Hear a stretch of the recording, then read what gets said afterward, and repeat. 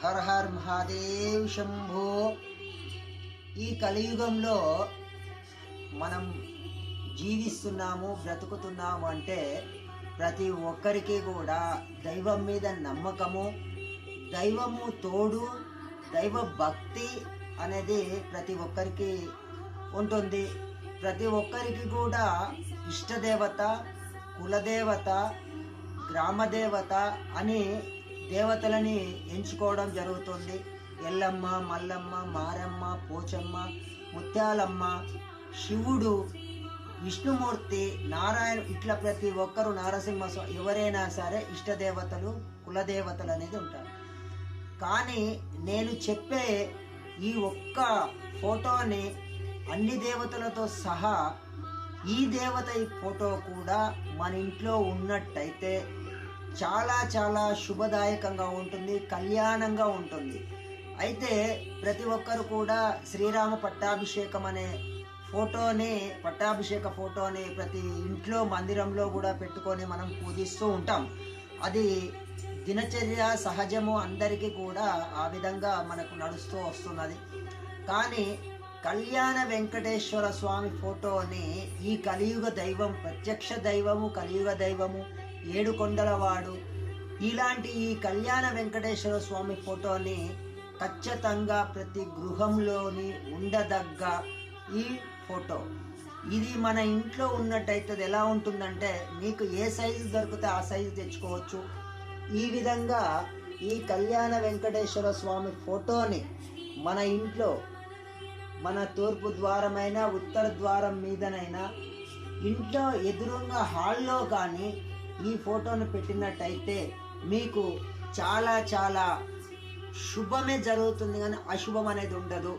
ఈయన ఎట్లయితే కళ్యాణం చేసుకుంటున్నారో ఇక్కడ దేవతాగణాలు ఎంతమంది దేవతలు ఉన్నారో అంతమంది దేవతలు ఈ వెంకటేశ్వర స్వామి కళ్యాణానికి హాజరు కావడం జరుగుతూ ఉంటుంది. అయితే మునులు, గంధర్వులు, కిన్నెరు, కింపురుష, సహజ దేవతాగణాలు మొత్తము 3 దేవతలు కూడా ఆయన కాడికి రావడం జరుగుతుంది.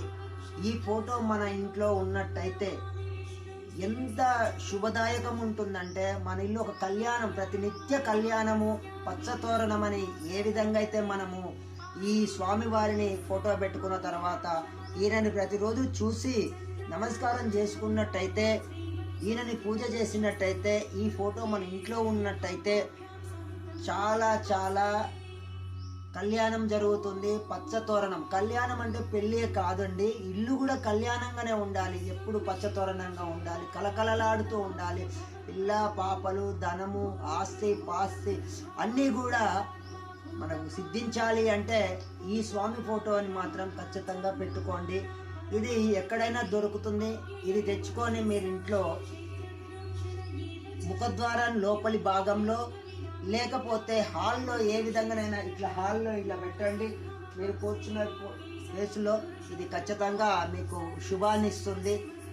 ఇది చాలా గొప్ప తంత్ర రెమెడీ అండి ఫోటో. ఇది ఈ ఫోటోలో కూడా చాలా గొప్పగా ఉంటుంది. మీరు ఈ ఫోటో కాడ కూర్చొని ఒకసారి అబ్జర్వేషన్ చేయండి. ఇది ఏంటిది, అసలు ఎందుకు, ఏం జరుగుతుంది ఇక్కడ చూడండి. ప్రతి ఒక్క దేవీ దేవతలు మొత్తం ఆశీనులై మనకు మన ఇంట్లో ఉన్నట్టు, సిరి సంపదలకు లోటు ఉండదు.